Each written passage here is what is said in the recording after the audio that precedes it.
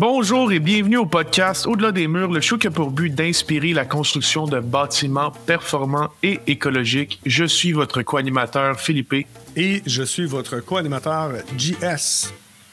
Alors aujourd'hui, pour le nouvel épisode d'Au-delà des murs, on reçoit Evelyne Bouchard, architecte bien connue dans le milieu de Passivhaus au Canada.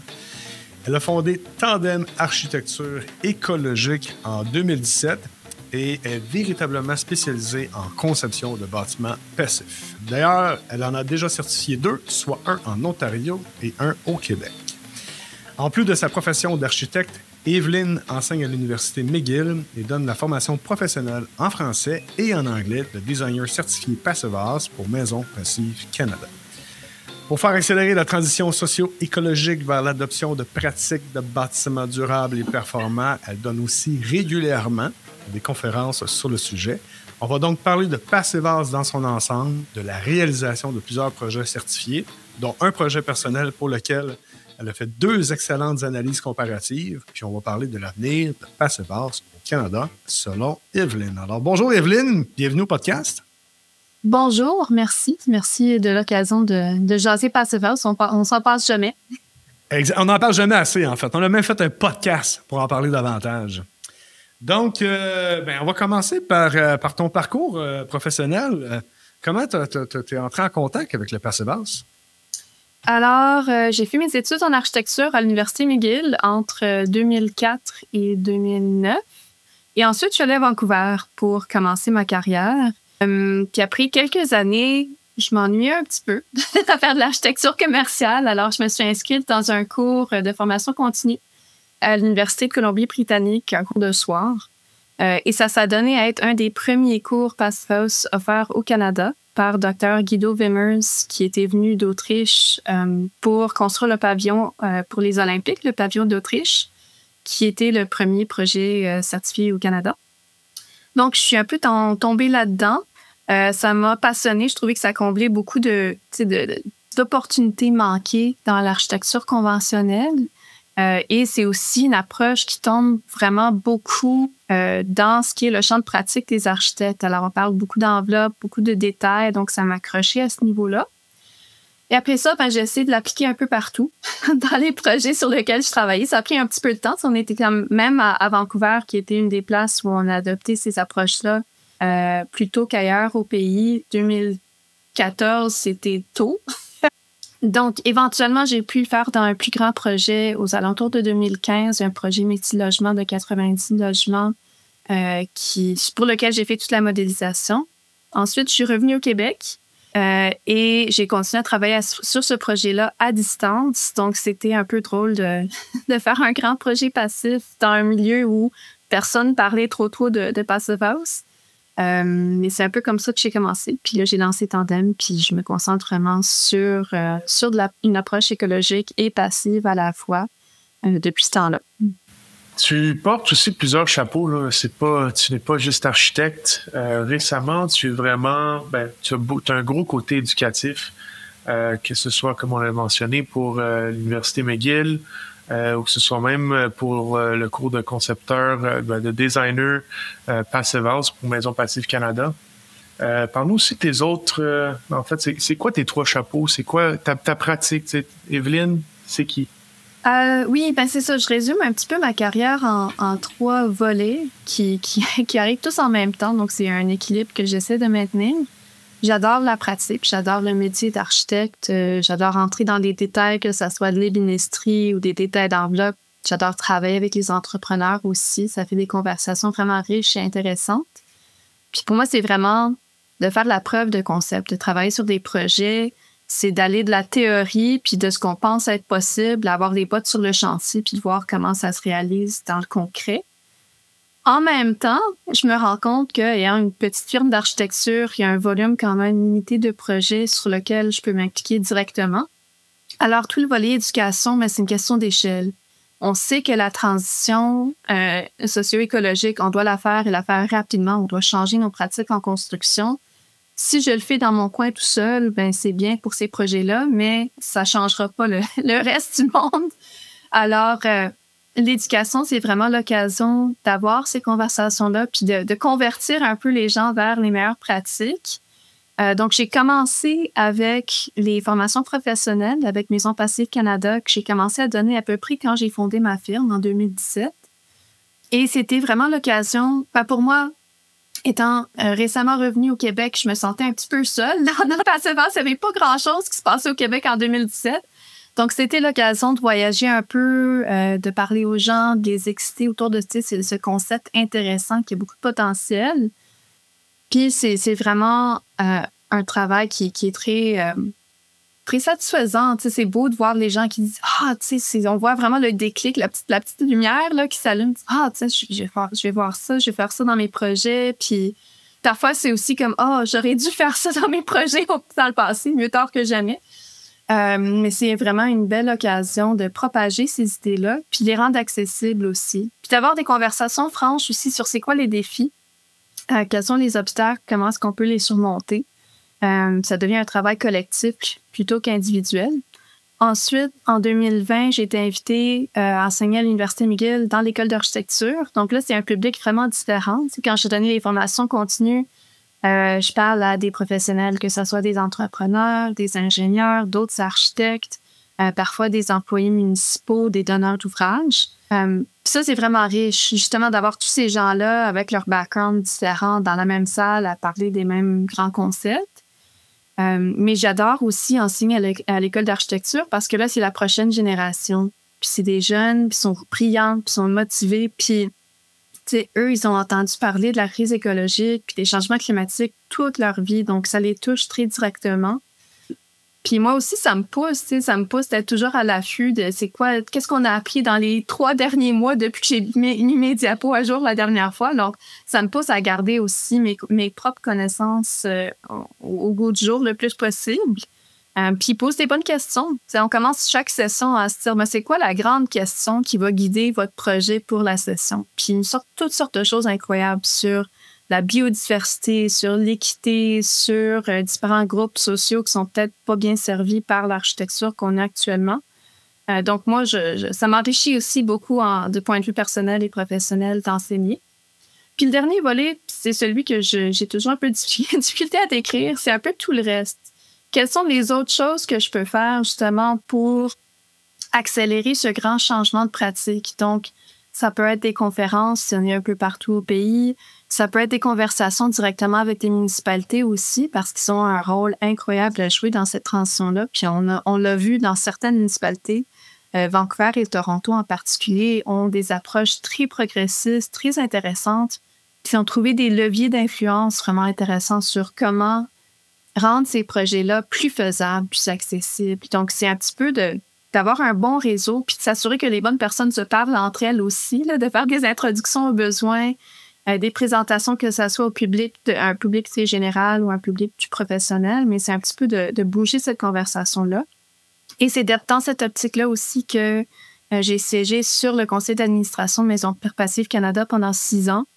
Dans 1 an en tant que présidente, c'était aussi, c'est ça, pouvoir un petit peu à l'échelle nationale, comment est-ce qu'on se retrouve dans les salles où les décisions sur le code du bâtiment sont prises. Comment est-ce qu'on peut vraiment aller au plus haut niveau, au niveau politique, stratégique, pour voir comment on fait ce mouvement-là. Donc, c'est vraiment une question d'échelle, du détail, de tape, d'enveloppe, jusqu'à, comment ça fonctionne, le gouvernement et la réglementation, comment ça se prend ces décisions-là, puis comment est-ce qu'on peut trouver les points d'appui pour changer les choses.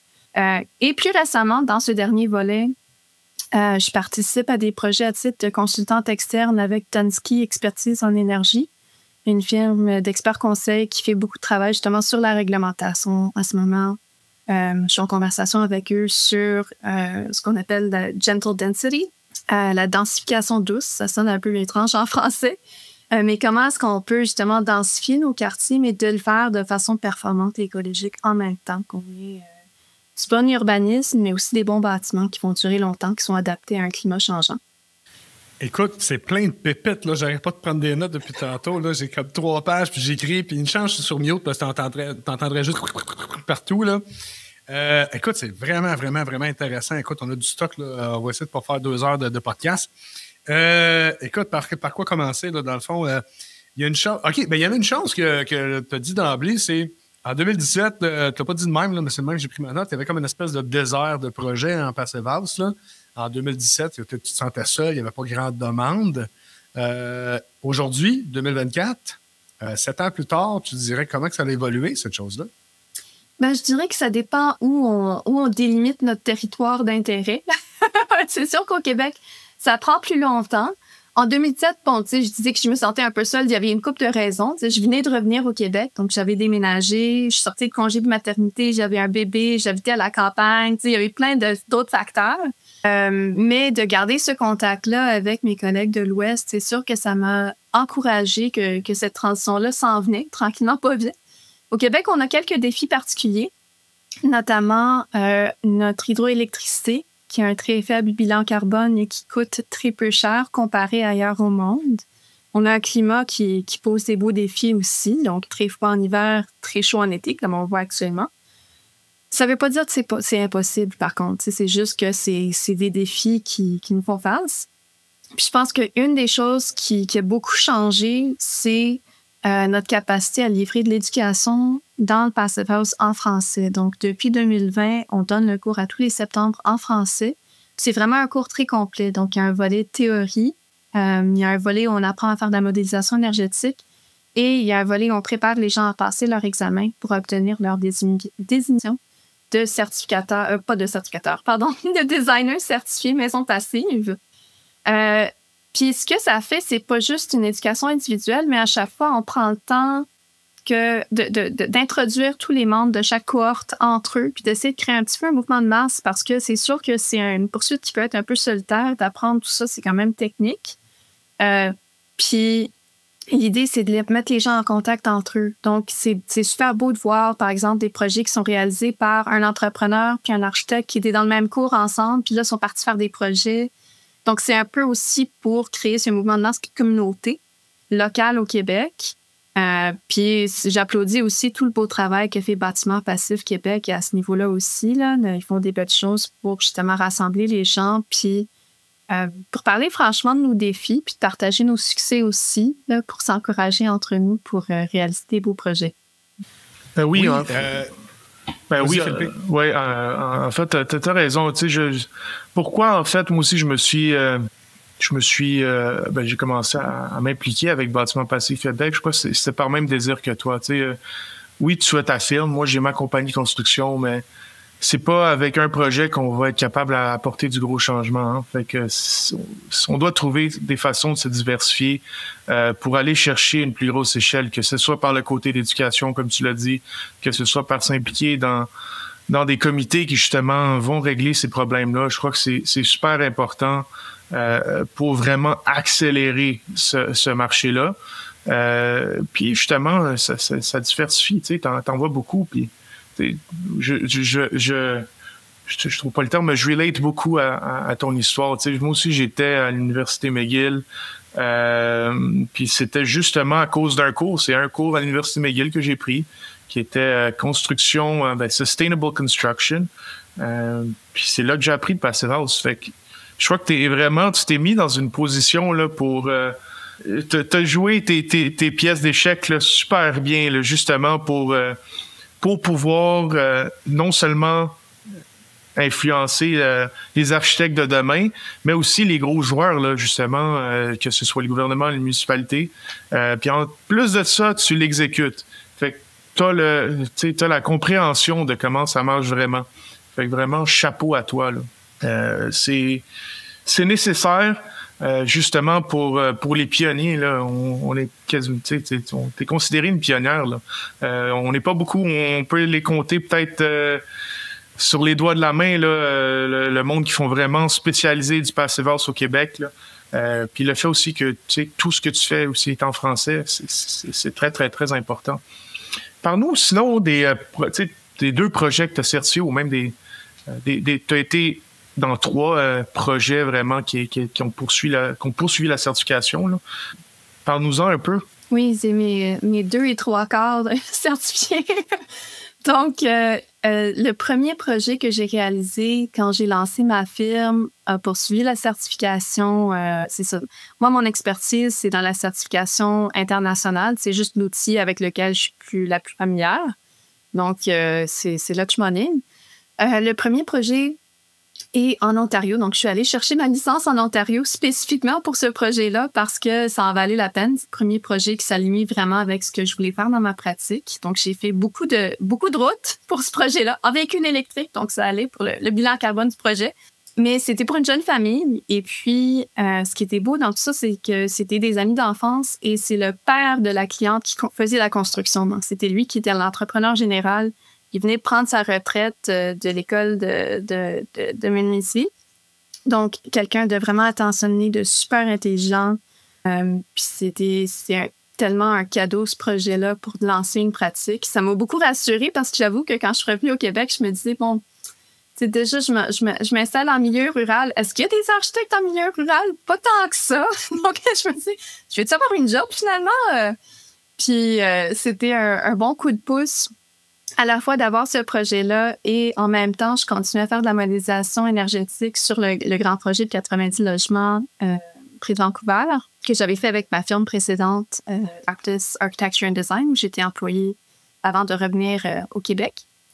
Donc, ce premier projet-là, c'était une maison unifamiliale pour une jeune famille.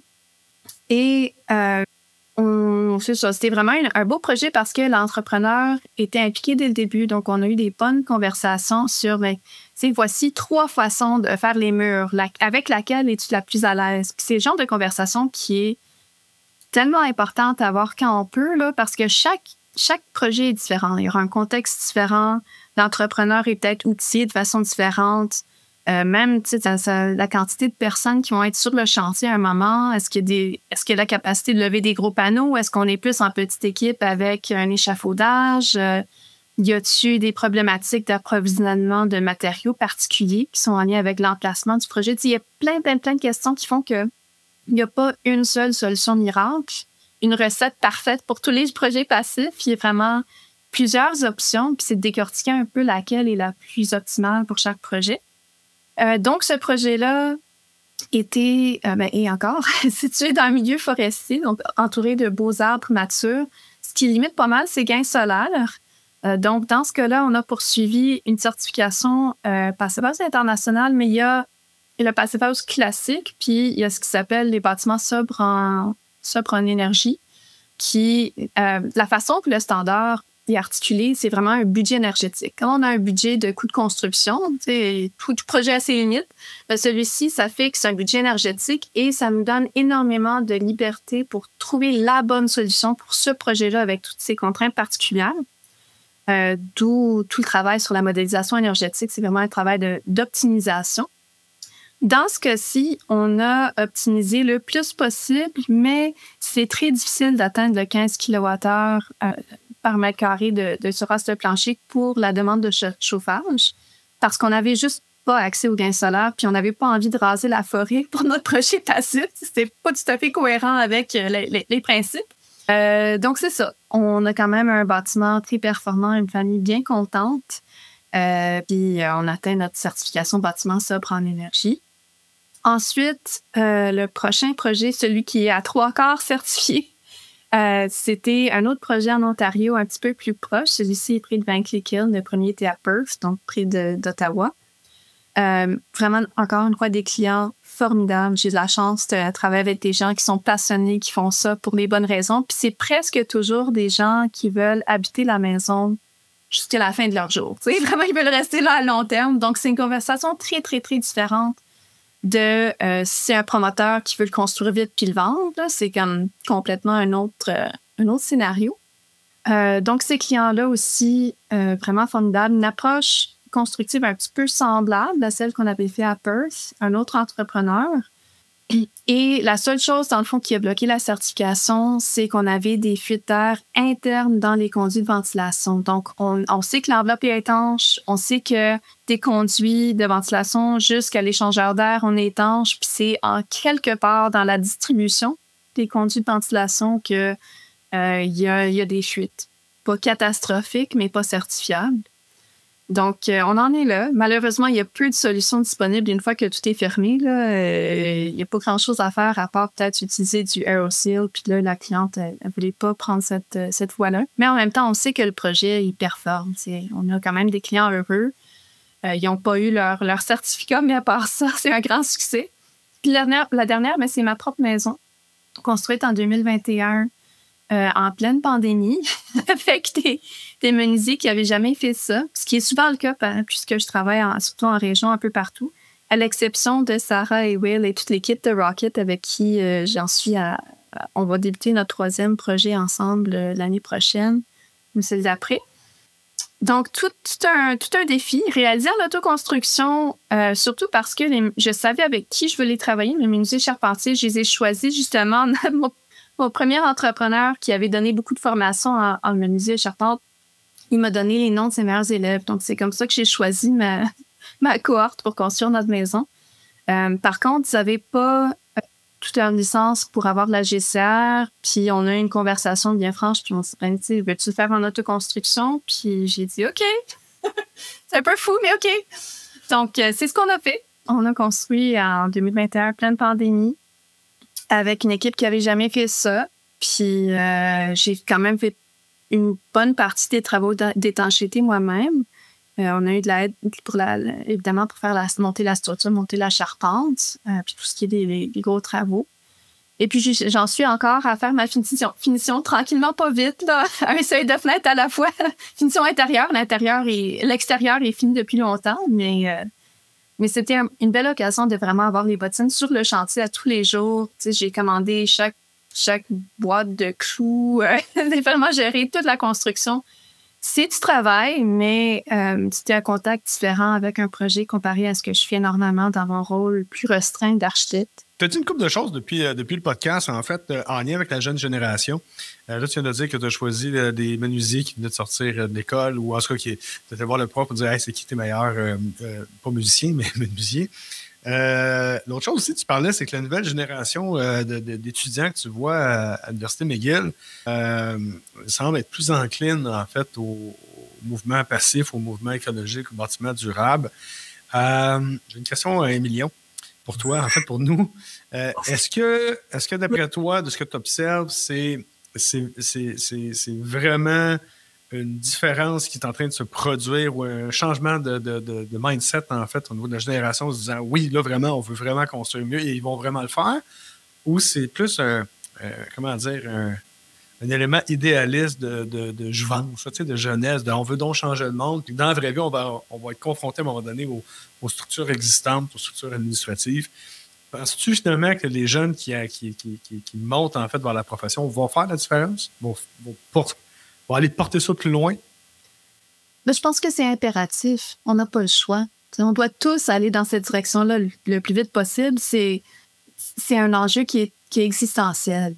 Donc, c'est même pas on est rendu au point où c'est même pas une question, ou bien on le fait, ou bien on est vraiment dans le trouble. Donc, puis ça, ils le ressentent, tu sais. Puis c'est toujours d'essayer de trouver aussi un équilibre. Je veux pas non plus... C'est un lourd fardeau, tu sais, avoir 20 ans, puis tu te rends compte qu'on est vraiment dans le pétrin, là. C'est quand même lourd, puis c'est pas facile. L'éducation en architecture, c'est vraiment intense quand même. Donc, ce que j'essaie de faire, c'est un peu de leur dire, oui, c'est un grand, grand, grand défi. On s'entend, là, ça va pas être facile, mais vous avez choisi une profession où vous allez être outillé pour en faire partie de la solution, puis vous n'êtes pas seul non plus. Donc, c'est pas juste à cette prochaine génération à relever ce défi-là. Dans mon cercle professionnel, il y a des gens de 20 ans à 75 ans, puis c'est vraiment une question plus d'attitude que d'âge, finalement. Donc, je pense que ça sera un travail collectif. Il faut qu'on profite de l'expérience de ceux qui le font depuis longtemps. C'est pas qu'on va abandonner tout ce qu'on a appris à date, c'est qu'on doit évoluer nos pratiques pour les améliorer. Puis c'est vraiment à l'interface un petit peu entre ces deux groupes-là, ceux qui sont jeunes puis qui sont motivés, puis j'espère qu'ils vont rester comme ça. C'est vraiment des belles jeunes personnes super inspirantes. Moi, ça m'inspire beaucoup. Puis j'espère qu'ils vont évoluer dans un milieu professionnel qui va reconnaître cette énergie puis cet enthousiasme puis qui mettra ça à profit. Puis en même temps, qu'ils trouveront des mentors qui pourront les accompagner pour justement obtenir l'expérience professionnelle. C'est sûr qu'à l'école, on essaie un peu de copier ce qui se passe en pratique. Ils travaillent sur des vrais faux projets. C'est quand même des bâtiments qu'on fait évoluer comme si on le ferait en pratique. On se permet quand même de poser des questions peut-être un petit peu plus larges qu'on le fait dans la vie de tous les jours. Mais l'idée, c'est vraiment que ça leur prépare pour apporter tout ce qu'ils ont appris puis de l'appliquer en pratique. Alors, j'espère que s'ils voient des choses qui sont peut-être pas super bien pensées quand ils sont stagiaires plus tard, qui vont poser des questions justement, qui n'auront pas peur de dire peut-être faire ça autrement ou c'est un petit peu ça que j'aime inspirer chez eux. Puis je trouve qu'ils répondent à ça. Puis il y a plusieurs crises auxquelles ils sont quand même affrontés. Par exemple, quelle crise? Dans la dernière session, on a fait tout un module sur le logement abordable. On parle d'une génération qui est très, très, très touchée par les enjeux d'abordabilité. Donc, c'est drôle, j'avais eu certains étudiants que j'avais eus à plusieurs reprises dans différents cours. Puis à l'automne, on avait fait un projet sur une bibliothèque. C'est bons étudiants, des beaux projets. Il y en a où, quand on a le même groupe d'étudiants puis on a parlé de logement, là, il y a eu un déclic, il y avait comme une énergie derrière justement le sujet en question parce que ça les touché personnellement. Donc, je trouve qu'il y a quand même... Tu sais, j'ai de la chance, ils sont tellement brillants. Les jeunes, je me dis toujours... Je n'étais pas intelligente comme ça en troisième année ou du bac. Là. Tu sais, je faisais pas des projets de ce calibre. Ça, là, c'est sûr et certain, ils sont tellement inépats. Pourquoi c'est un problème, l'abordabilité? Je vais préciser ma question. C'est plus au 2-3e degré. Je comprends que l'abordabilité, c'est important dans le sens pour tout le monde qui peut se payer un loyer à 3 000 $4 000. Ça, je le comprends. Mais pourquoi on est rendu à ce problème-là? Puis la deuxième phase de ma question, c'est comment le bâtiment passif peut aider à ça, à résoudre ce problème-là? Ben, l'abordabilité, je pense que une des causes du problème, c'est notre perception depuis longtemps de bâtiments comme des biens immobiliers, comme un investissement, plutôt que comme un besoin humain fondamental. Puis, ça devient un bien de consommation. Donc, ça évidemment, ça mène à la spéculation, à plein d'autres choses. C'est toute la culture, si on peut même appeler ça une culture du flip de maison. Puis, c'est comme de voir vraiment, si j'ai un pied dans le marché, comment est-ce que je peux en profiter puis essayer d'augmenter la valeur sans vraiment augmenter la vraie valeur, la qualité de la chose. C'est juste de changer les finis puis de revendre ça 100 000 plus cher. Là. Donc, je pense que c'est vraiment cette optique de l'immobilier comme une espèce de levier pour les gens qui ont déjà les moyens d'en avoir plus sans vraiment contribuer à la qualité de l'offre et de s'assurer que tout le monde a un logement convenable. Donc, je pense que c'est ça parce que, oui, on dit qu'on a besoin de plus de logements, mais il y a aussi beaucoup de logements qui ne sont pas occupés. Il y a beaucoup de logements vides, là, qui sont davantage investissement que milieu de vie. Donc, il y a tout un côté économique, puis c'est là qu'on trouve un petit peu les limites de l'architecture, puis on compte dans des questions de structure, de propriété et tout le reste. Mais pour moi, l'avantage d'une approche bâtiment passif là-dedans, c'est qu'une fois que le bâtiment est construit, on s'entend que oui, il y aura un léger surcoût, pas tant que ça, mais quand même, il y a toujours un léger surcoût. Faire meilleur, ça coûte un peu plus cher. Mais une fois que le bâtiment est bien construit, il va durer beaucoup plus longtemps, puis les coûts d'entretien et les coûts d'opération sont plus bas. Donc, c'est pour ça que dans plusieurs villes canadiennes, on voit justement des organismes de logement social, de logement abordable qui adoptent justement cette approche-là parce qu'eux, ils vont être propriétaires à long terme. Ils ne sont pas là pour flipper ça, pour vendre ça vite puis faire un profit. Ils vont assumer les coûts pendant des décennies.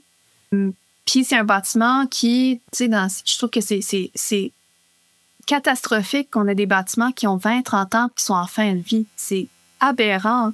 Donc, si on investit dans la qualité du bâti, qui va durer plus longtemps, mais à long terme, ça devient une stratégie de logement abordable. Ça. Donc, c'est vraiment est-ce qu'on peut... Ça nous met aussi à l'abri de l'augmentation de coûts énergétiques. Donc, on a des coûts électriques très, très, très bas comparés au reste du monde. On s'entend que ça peut changer dans le temps, ça aussi. Donc, c'est vraiment une question de stabilité à long terme. C'est de faire ça comme il faut aujourd'hui pour que ça dure longtemps. de façon prévisible, avec des coûts prévisibles. Puis ça accroche vraiment autant les organismes qui ont comme mandat de donner du logement abordable, de développer du logement abordable, mais aussi dans les particuliers. Donc, ma clientèle, c'est surtout pour l'unifamilial, c'est surtout des gens de la classe moyenne, souvent ou bien des jeunes familles, ou bien des gens qui cherchent un logement plus petit parce que leurs enfants sont grands, ils se préparent un petit peu à la retraite. Puis la conversation que j'ai sur tous les projets, c'est de dire, ben là, quels sont vos vrais besoins?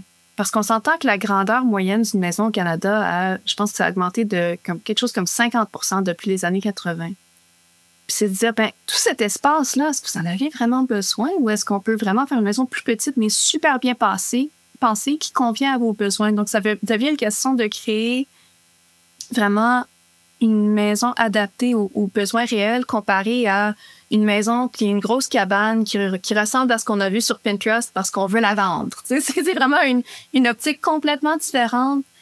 Puis, une chose qu'on essaie de garder comme sacrée, c'est le niveau de performance. Si le budget a ses limites, ce qui est toujours le cas dans tout projet, bien, est-ce qu'on peut se fixer une type de performance puis être vraiment intelligent dans notre analyse des besoins puis de la façon qu'on répond à ces besoins-là pour faire une maison qui n'est pas surdimensionnée, qui va créer un milieu de vie de qualité, puis qu'on n'est pas en train de chauffer des grosses pièces vides parce que la famille vient une fois par an.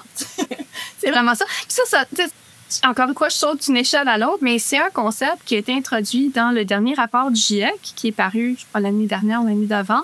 Cette idée en anglais, ils appellent ça sufficiency. Donc, il y a sufficiency, efficiency, renewables. En français, on peut parler de sobriété, ce qui sonne un petit peu moins cool. Mais l'idée de sobriété, c'est pas de pas boire, là. C'est de reconnaître quand on a assez, puis de pas toujours vouloir plus grand parce que le voisin il a plus grand. C'est vraiment de reconnaître c'est quoi nos vrais besoins, puis finalement de faire le ménage dans une maison qui est trop grande, puis de payer des factures d'hydro pour chauffer des pièces vides. C'est plate. C'est un peu un retour aux sources de quête. Puis de travailler plus fort, plus longtemps parce que justement notre cabane est trop grosse. C'est pas un beau mode de vie non plus. Donc, c'est un peu de recadrer toute notre perception de qu'est-ce que c'est une maison puis quels sont nos vrais besoins en logement. Ces concepts-là sont fondamentaux. Je suis totalement d'accord avec toi. Sauf que quand on attaque, c'est vraiment une attaque parce qu'on s'en va directement au cœur de l'ego humain.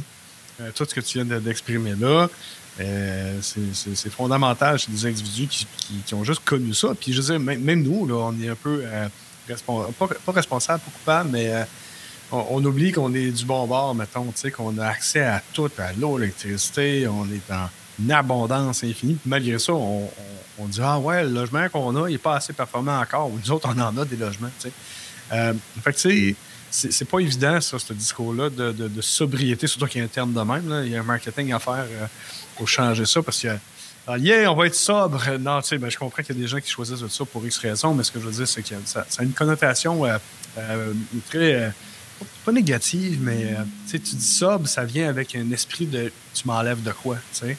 Alors que dans le fond, ce que tu exprimais, c'est effectivement, on a vraiment besoin d'avoir des méga manoirs, des maisons, juste pour flasher sur Pinterest ou parce qu'on se sent accompli, parce qu'on a une méga maison de 4000 pieds carrés, puis on est deux là-dedans.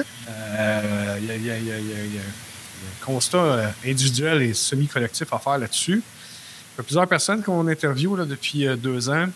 On en arrive souvent à la conclusion que ça va devoir être mandatoire. Tu sais, ça va devoir être légiféré par les instances gouvernementales, municipales, etc. pour faire « Elle a ta limite. Deal avec cette limite-là. » Un peu comme Will, justement, disait dans le podcast, il y a 30 ans, c'était que non, ton mur, je dis 30 ans, c'est peut-être pas ça. Là. Mais tu peux pas faire un mur juste à R6. Là. Oublie ça. Oui, ça coûte moins cher, mais tu peux pas. Tu sais, là, ça augmente toujours souvent. Il n'y a pas juste le mur R6. Là. Mais je pense qu'on va être obligé de légiférer par rapport à ça. Sinon, Evelyne, comment on fait pour promouvoir ça? Prends pas un trop gros bâtiment, ratisse-le, fais-le plus performant. Comment on fait ça? Selon ton expérience? Je pense que effectivement, le mot sobriété est vraiment problématique. Chaque fois qu'on trouve un meilleur synonyme. Parce qu'en anglais, ça a une connotation vraiment différente. C'est malheureusement la seule traduction que j'ai vue à date. Là. Parce qu'en anglais, sufficiency, ça touche plus à une idée de reconnaître qu'on en a assez, puis une certaine indépendance aussi. Quand on dit self-sufficiency, c'est d'être en dedans de nos moyens. Puis c'est peut-être ça aussi, c'est de vivre en dedans de nos moyens, autant au point de vue individuel que collectif. Puis pour moi, c'est de changer un petit peu la mentalité de se dire, ben là, on doit faire des sacrifices. J'aime pas ça, les sacrifices. Mais c'est de trouver le bonheur, justement. Quand on n'en a pas trop gros, ça coûte moins cher. Puis on n'a pas à travailler des heures supplémentaires dans un job qu'on n'aime pas parce qu'on doit payer l'hypothèque sur un logement qui est trop grand, qui nous rend pas heureux. C'est de trouver le bonheur puis la gratitude quand on peut reconnaître qu'on en a assez. Puis, je reconnais aussi que c'est un point de vue quand même privilégié. Notre maison, à nous, fait 1600 pieds carrés. On est 3 personnes. On travaille tous les deux à partir de la maison. Il y a des gens qui demandent des maisons de 3000 pieds carrés et plus, mais pour moi, 1600 pieds carrés, c'est quand même grand. Parfois, je me sens légèrement coupable. On pourrait faire plus petit. Si on regarde d'autres cultures dans le monde, les attentes en termes de grandeur de logement sont complètement différentes. Donc, c'est toujours une question de se remettre un petit peu en contexte. Puis comme tu dis, on est incroyablement chanceux d'être au Québec, d'avoir de l'eau potable, de l'électricité, des logements qui sont quand même passables dans la plupart des cas. Puis même à l'intérieur du Québec, si on regarde des communautés autochtones, c'est pas toujours le cas. Donc, c'est une question d'équité et de justice aussi, là, si on veut vraiment aller dans les détails. Là. Puis, pour moi, c'est une opportunité. C'est peut-être juste une question de valeur personnelle ou de vision, mais c'est de dire, ben là, on pourrait couper du gras, puis on serait encore bien correct, puis on aurait des ressources justement à partager de façon plus équitable, puis finalement, ça fait une plus belle société là, pour aller carrément dans l'idéalisme. Tu me parlais de l'idéalisme de mes étudiants, peut-être que c'est moi qui en tire un petit peu aussi, là, mais ça vaut la peine de se poser ces questions-là. Si on doit vraiment refondre comment on construit, ben pourquoi pas penser à qu'est-ce qu'on construit aussi, pas juste c'est quoi mon enveloppe, mais et autour de quoi cette enveloppe-là finalement. Ben justement, j'étais à la conférence là, Retrofit Canada, puis on en parlait beaucoup là, pour des bâtiments d'autres performances pour les Autochtones. Il y a des besoins. En fait, Passive House, OK, il y a trois points qu'on entend souvent. Pas qu'on entend souvent, mais il y a 3 points que le monde dit. Passive House, de un, c'est juste pour les riches. Passive House, c'est plus facile avec des plus gros bâtiments. Puis Passive House, c'est plus de matériaux, donc c'est moins écologique. C'est 3 points là, que des fois on entend pour casser Passive House. Puis je crois que jusqu'à date, là, dans ta façon de pratiquer, en fait, ce qui est bon, c'est que oui, tu prends les concepts de Passive House, tu as Passive House en tête. Mais ça prend aussi être un bon architecte, justement, pour regarder ces concepts de sobriété. C'est pas juste prendre Passive House, faire genre, OK, ben écoute, je sais ce que je vais faire, je fais juste Passive House, je ferme mes oreilles. Il y a d'autres affaires à faire. Il n'y a pas juste le Passive House à regarder. Puis je crois que tu regardes bien ça. Surtout au niveau de, tu sais, Passive House, tu viens de le dire, c'est pas juste pour les riches. Il y a des communautés qui en ont le besoin. Il y a du logement abordable qui est un très, très bon business case pour du Passive House. Ça a sa place là-dedans. Tu sais, en termes de grandeur de maison, ça veut pas dire, oui, c'est vrai que des fois, c'est un peu plus facile de certifier des bâtiments un peu plus grands, mais c'est pas vrai qu'on peut pas faire des bâtiments un peu plus petits, un peu plus sobres, puis quand même aller chercher une certification de manière facile. Le troisième point qui est sur le côté écologique là, du Passive House, en fait, t'en as parlé justement d'un de tes blogs là, que tu as écrit sur ton projet. Tu as fait en fait une analyse justement du carbone intrinsèque de ton bâtiment, de ton dernier projet qui est la Maison du Pré, comparé au même bâtiment mais en version code, disons. Veux-tu me parler un peu plus de cette analyse-là? Oui, étant donné que j'ai réalisé ma propre maison, ça devient un petit peu un laboratoire pour tous mes questionnements professionnels. Parce que justement, j'ai accès à toutes les données. J'ai tous les dessins, j'ai les données de consommation énergétique, j'ai le modèle énergétique. Donc, ça me permet un petit peu. Puis on s'entend que, tu sais, comme on dit en anglais, sample size of one. C'est un exemplaire, ça ne sera pas forcément la réponse qui est pareille pour tous les projets. Mais dans le monde de la construction, on parle de plus en plus de carbone intrinsèque. Et une des questions que j'avais ou que j'entendais souvent, c'est c'est bien beau de faire des bâtiments passifs, mais forcément, ça prend plus de matériaux, surtout plus d'isolants pour atteindre ces cibles-là. Est-ce que ça va faire qu'il y a un bilan de carbone intrinsèque si élevé que ça ne va pas se compenser avec les réductions de carbone opérationnelles du bâtiment qui est en fonction? Donc, il y avait justement l'outil BEAM qui est développé par Builders for Climate Action, qui est vraiment accessible, qui venait de sortir à peu près à l'époque de l'analyse, qui permettait de faire une analyse de carbone intrinsèque. Je ne l'avais jamais fait, fait que je me suis dit, ben, tant qu'à être, je vais me pratiquer sur ma maison, c'est comme ça qu'on apprend. Donc, j'ai réalisé un bilan de carbone intrinsèque de ma maison. Puis là, je regardais les résultats, puis je me disais, ben en fait, je sais pas ce que ça veut dire sur les résultats. Tu sais, c'est un chiffre en tonnes de kilos de CO2. Puis j'étais comme, bon, ben, j'ai pas vraiment de référence. Tu sais, pour ce qui est de la performance énergétique, je sais c'est quoi ma cible, que je peux voir comment je m'aligne. Tandis que pour le carbone intrinsèque, c'est juste un chiffre sans contexte. Donc, la prochaine chose que j'ai fait, c'est que je me suis dit, mais fondamentalement, si la question, c'est est-ce que ta maison passive, elle a un bilan carbone?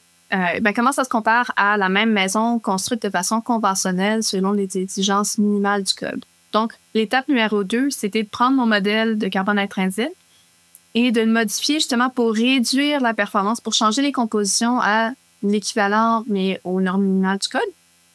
Et ce que j'ai constaté, ce qui m'a surpris, c'est que la version maison passive avait un bilan de carbone intrinsèque plus bas que la maison conventionnelle. Donc, en réalité, ce qui fait la différence, c'est que l'isolant dans la maison, c'est l'isolant que j'utilise dans la majorité de mes projets, c'est la cellulose. Donc, c'est un matériau qui a un bilan carbone négatif parce que justement, la cellulose, c'est fait à partir de papier recyclé. Donc, qu'est-ce qui se passerait si c'était pas transformé en cellulose? Ben, éventuellement, quand on recycle le papier, la qualité est rendue si mauvaise que ça se rend au dépotoir, que c'est composté, puis ensuite, ben, on a des gaz à effet de serre qui émanent de ce processus-là. Si on prend ce papier recyclé-là, puis on le transforme en cellulose, qu'on les met dans les murs de la maison, qui est bien conçu, puis ça a une durée de vie quand même quasi indéterminée.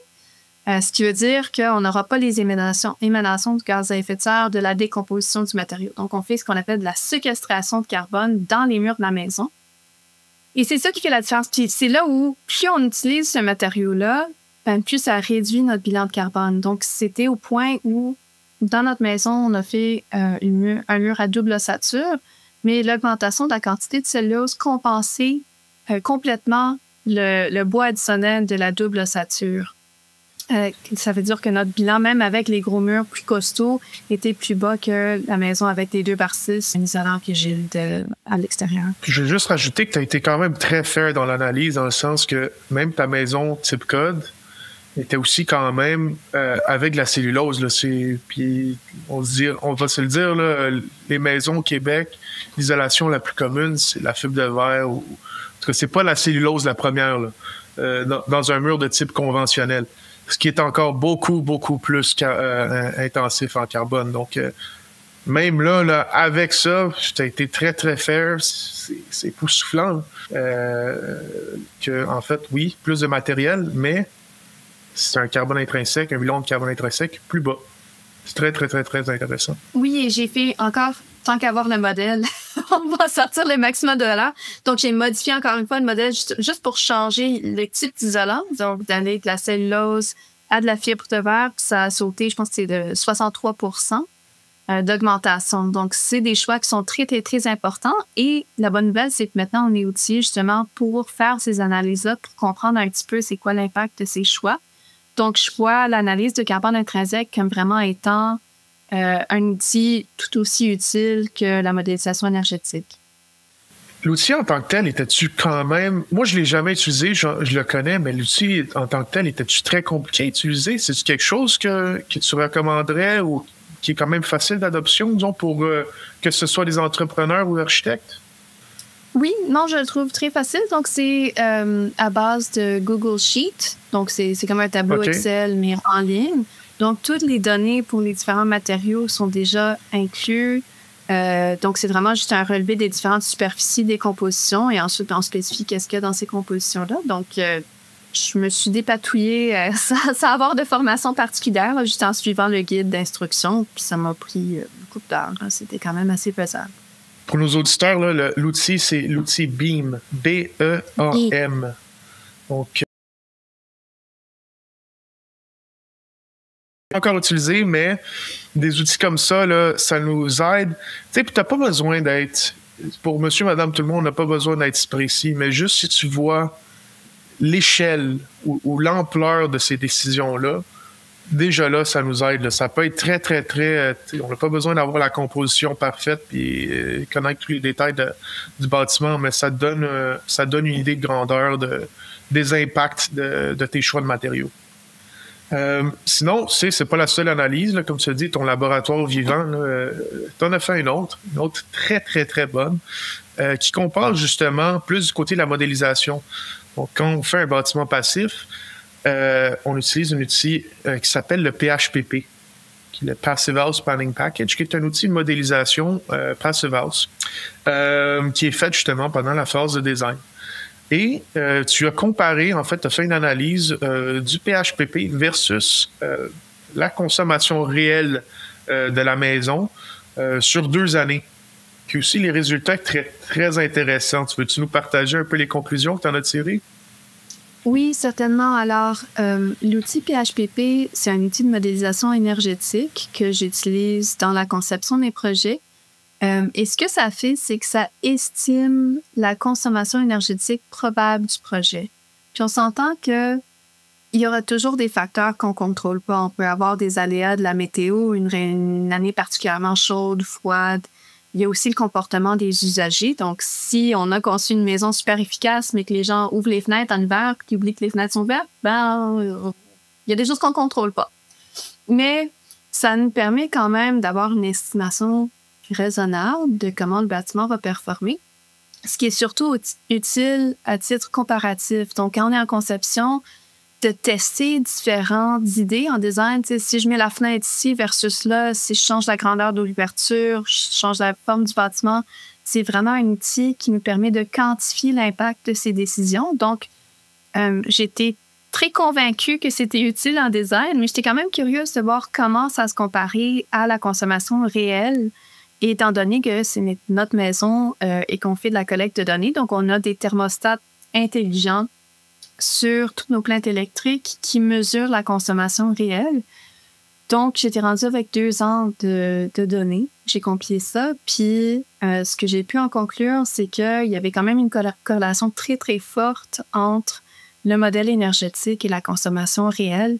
On est à une différence de 3 kWh à peu près, maximum, là, entre ce qui a été estimé et ce qui est réel. Il y a quand même des variations parce que, bon, les années que j'ai utilisées, c'est 2022-2023. Comme vous le savez, on n'a presque pas eu d'hiver. L'année dernière, il était très gris, très, très doux.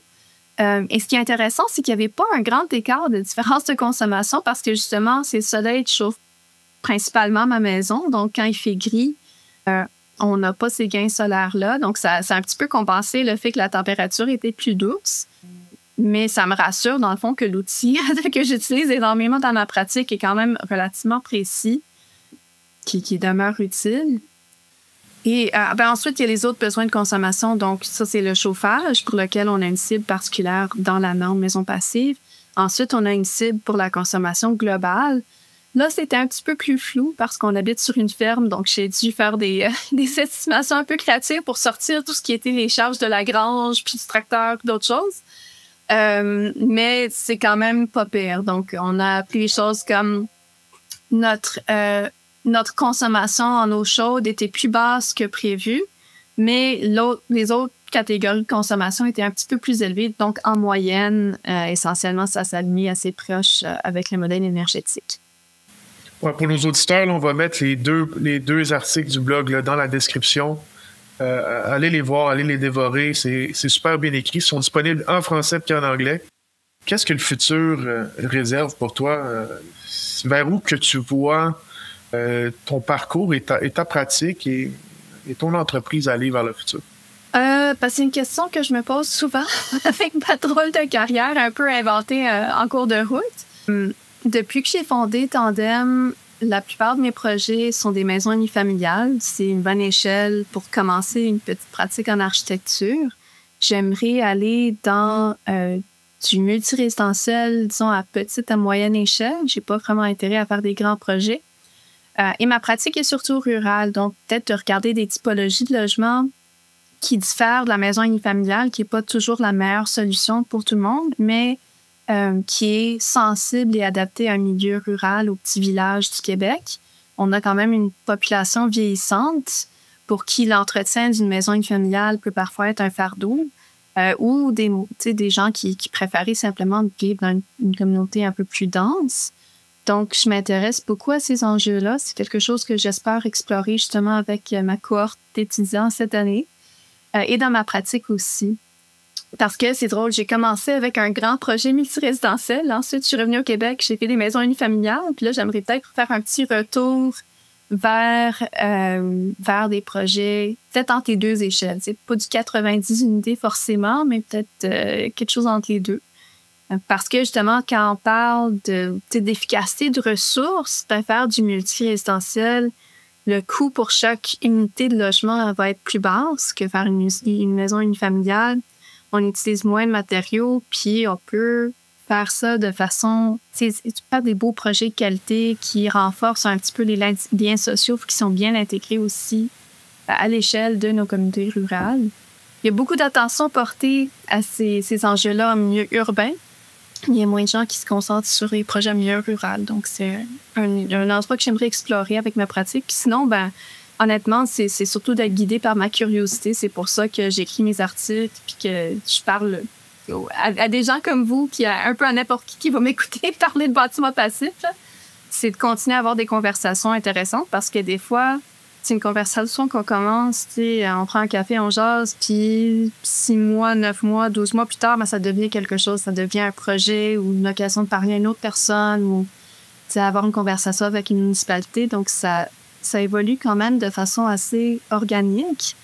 Mais ce qui me donne beaucoup espoir dans tout ça, c'est qu'il y a quand même plein de gens qui sont vraiment passionnés par ces enjeux-là. Donc, c'est encourageant. Donc, c'est ça mon plan de match. C'est un petit peu flou, un petit peu précis, puis on verra où ça mène.